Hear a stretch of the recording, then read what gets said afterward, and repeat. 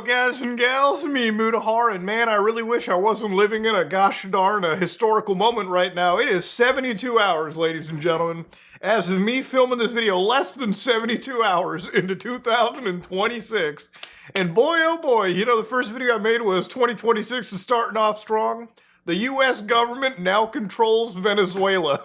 Yeah, you heard that right, ladies and gentlemen. Within 72 hours of the new year, the U.S. government has launched a 4 to 5 hour military special operation and basically taken over Venezuela. Arrested its actual, leader. It's kind of crazy stuff.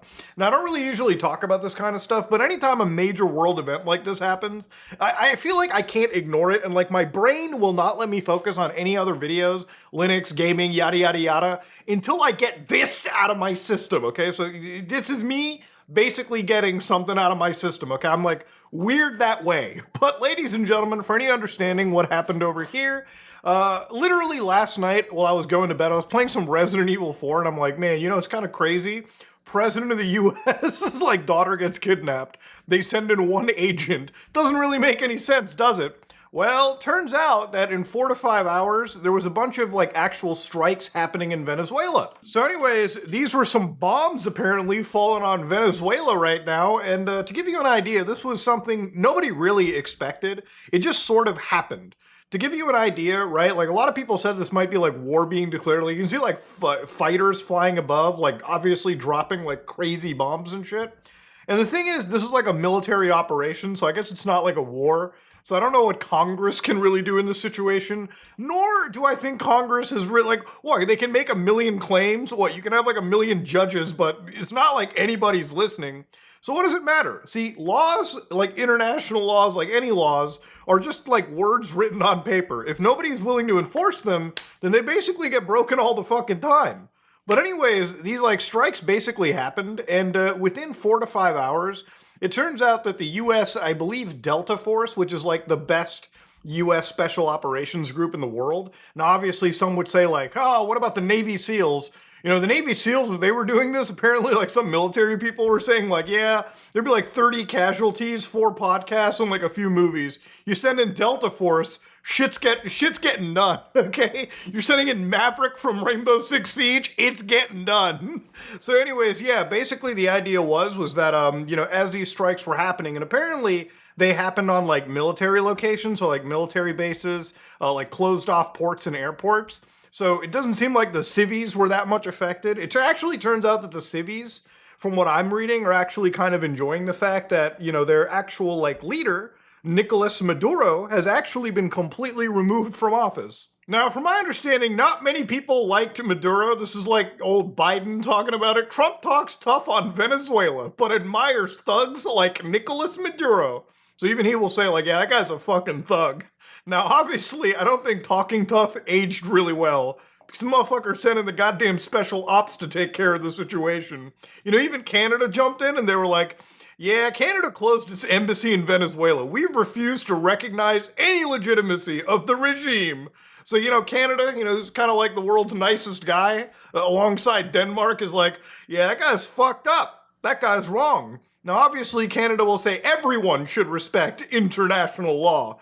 Yeah, the reality of international law is it's what are you really gonna do when Team America World Police fucking rolls in? You know what I mean? So anyways, on the night that the Chinese delegation was allegedly visiting this fucking dude, they sent in the special ops to kind of grab him. And yes, there actually is a photo of him grabbed. So literally on the USS Iwo Jima, one of the best gosh darn maps on Battlefield, you got a picture of what appears to be not Saddam Hussein, not Dr. Disrespect, but Nicolas Maduro holding a bottle of water as he awaits entering the United States, where apparently he is actually going to be facing an actual indictment, him and I believe his wife, on U.S. soils. So not only did they take over your country, they're bringing you back to try you in courts. Now you might be sitting there wondering, what's in those files? But you know, whenever you see the pizza places around the Pentagon apparently sparking up at 2 a.m, things are about to get wild in the world. I feel like this is the new indicator for world fucking for new kind of shit like this. Anyways, to move on with it, yes, obviously the U.S. government has arrested a world leader. Now, initially, I thought this was probably because, oh, they want to be tough on drugs. Now, to give you an idea, this didn't just happen in a vacuum, for instance. Like, obviously, there has been a lot of buildup to this actual event.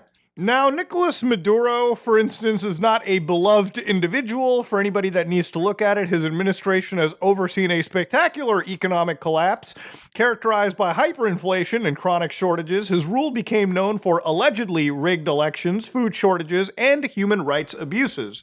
So for a lot of people in Venezuela who are subject to this kind of, shit, this is honestly probably a net good for them, right? Like, ultimately speaking, you don't have to be the biggest lover of the United States, but at the end of the day, for the people living there that had to deal with like a despotic regime, seeing a regime change not necessarily is a bad thing for them, right? Like, ultimately, it's kind of like whacking a guy like Kim Jong-un, right? Like, there's probably ulterior motives for the US doing it, which we'll get to, but ultimately for the people living there, it seems like they're all pretty much appreciative that the fucking biggest like stick in the West decided, yeah, we're gonna start like whacking people, okay? Like, at this point, some people who live there probably are just like, yeah, this is kind of a positive. You've got like the Venezuelans in South Florida who are like, hell yeah, this shit is awesome. We got rid of this motherfucker.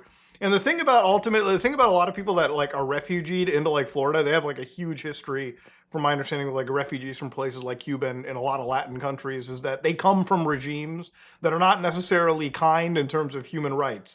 So ultimately, to see this gone is probably a net good for these people. So going into the Venezuelan subreddit 8 hours ago, que maldita obra de arte esta foto. So of course, when you go down, you get like comments like, es increíble que los gringos creen que estas hilenas de propaganda estadounidense por apoyar la captura de Maduro. Grande Venezuela finalmente libres. Which, again, from what I understand, translates to, it's so incredible that those gringos believe that that the sub is full of US propaganda for the supporting of the capture of Maduro. Great Venezuela, finally free. So ultimately, for me, I really like to understand and read from like various cultures, what they feel about it, right? Like what are they feeling about the situation primarily? And ultimately, at the end of the day, I wanted to kind of realize like why this was happening. Now, this thing didn't start in a vacuum. Last year, around this time, January 2025, Donald Trump signed this executive order that was basically turning a lot of these criminal organizations like Tren de Aragua and stuff, like a lot of these street gangs, into terrorist organizations, like foreign terrorist groups. So for instance, if you were like the cartel, you weren't just like a, criminal drug trafficking organization, you became a terrorist organization. Now for, Mexican drug cartels, I'm actually pretty in agreement of that designation, because these people are the same people that will kill journalists, that will kill like mayors, like actual political leaders whenever things happen, right? The only time cartels stop killing each other is when they're like, hold on, boys, we've got elections, okay? Let's kill the people important here first, then we'll get back to whacking each other, But obviously, around August of last year, they sent destroyers off of the Venezuelan waters, right? And of course, for 4 months since that, there have been like drone strikes and like, just absolute demolishment of like, ships that were like allegedly trafficking like cocaine or something. Now, again, I don't know the legitimacy of these trafficking claims. Ultimately, you just kind of have to believe the fucking government on that. But that's pretty much like where things sort of ended. It wasn't until like literally last night that, of course, the U.S. government went in and grabbed the Venezuelan leader and basically took over the country overnight. Now, to give you an idea, the government is basically claiming to be involved in running the country until it's safe, quote unquote. So yeah, Trump's like, yeah, we're gonna run the country for now. Now, I don't know what for now means. Maybe it's like for the week, maybe it's for the month, maybe it's for the next fucking 20 years. I mean, who really knows, right? Maybe this shit could become the next state for all I know. Anything is really possible in this weird world we live in.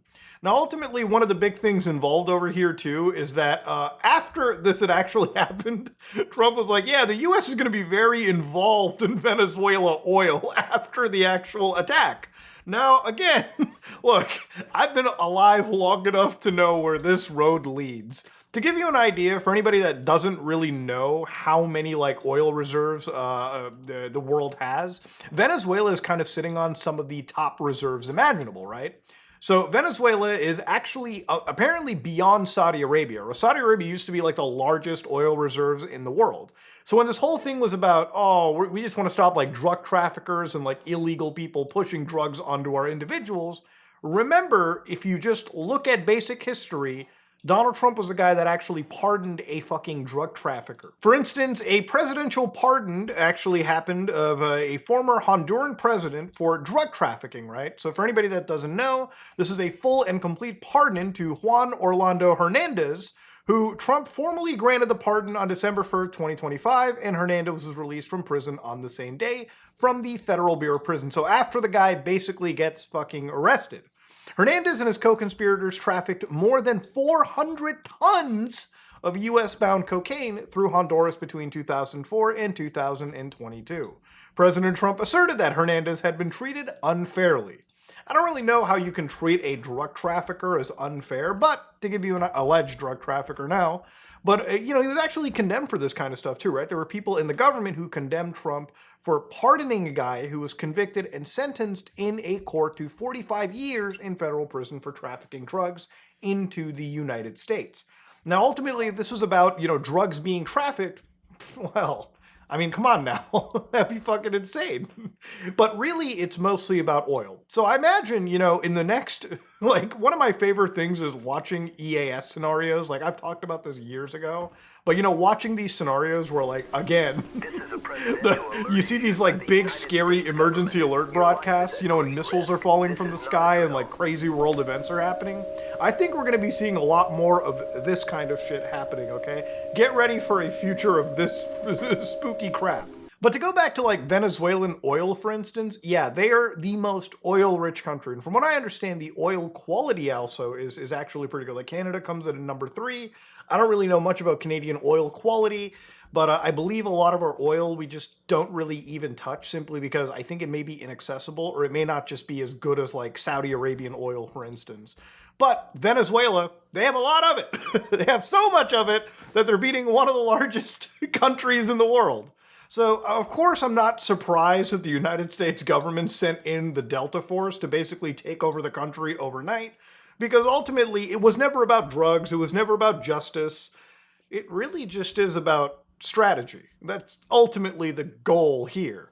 Now, one of the things that kind of scares me about this mostly is that there's many powerful nations in the world, right? You have Russia with them in the Ukraine right now. You've got the United States with literally Venezuela. It makes me wonder what the next big situation is. Now, I don't know if you've been following stuff that's been going on, but in Taiwan, for instance, there has actually been a lot of large-scale military drills by the Chinese that are actually raising a fair amount of tensions in the area. Now, what exists in Taiwan that actually matters a lot? By far, the most important company in the entire planet. For instance, if you've never heard of TSMC, I've talked about this because I talk about tech a lot on this channel. These guys basically represent 90% of the world's semiconductor production at 7 nanometer nodes and below. So while OPEC, which is the oil-producing exporting countries, a cartel for oil, they represent 50% of global oil production. This semiconductor company makes most of the chips that me and you use on a day-to-day basis, whether it's in our phones, whether it's in our computers, whether it's in basically any piece of technology that we have. It is by far one of the world's most important companies imaginable. Now, ultimately, what does scare me just a little bit over here is that, given what the US has done to Venezuela, there is almost no moral high ground you can have anymore if the Chinese government decides, yeah, we're just going to take over Taiwan. We're going to go in, we're going to fucking capture the leader, we're going to make it part of China. And once this becomes part of China, I can imagine they would have an insane amount of leverage, not just over the United States, but the rest of the world. Now, granted, Taiwan is, from my understanding, protected in some roundabout way by the US government. There are assurances, but assurances don't matter for shit when you look at history itself, right? Again, the US government, I think, should have protected Ukraine. I don't think they sent in any military. Nobody really did. Nobody wants to get into a war. Everyone tries to avoid World War III literally as much as they can. And every country just kind of pushes things a little bit. So you would think that the US government invading Venezuela on the night the Chinese delegations are there would be pretty huge, but maybe nothing's gonna happen. So again, ultimately the thing about it is, for China, who's one of the largest nations in the world alongside the US, they might be like, well, fuck it. If everyone's just taking over a little bit of land, why not us take over the land that matters to us the most? And that can send things spiraling down pretty quickly, because once you lose access or it becomes more difficult for companies like TSMC, a lot of fucking countries are going to lose their shit. Like the United States immediately knows the writing on the wall. They might even get involved trying to protect Taiwan just because of how important they are for the entire world, let alone themselves. Like I said, none of these countries act in a manner that, is beneficial to the rest of humanity. They're always self-serving and self-interested. That's pretty much how things go. Now, of course, that's just how I assess this stuff. To me, the US government kind of had a moral high ground, but after the Venezuela thing, there really isn't any sort of moral high ground in this situation. So yeah, Venezuela got taken over by the US. Crazy shit, man. Crazy shit indeed. So ladies and gentlemen, this is me, Mudahar, and we really live in a fucking wild world. I used to say nothing ever happens. Oh, no. Everything happens. So yeah, we got Venezuela taken over before GTA 6 drops. So, ultimately the end, I just have to ask again, man, those files must be insane. Those Epstein files have got to be wild. If everything is happening before we even get a crack at looking at the reality there.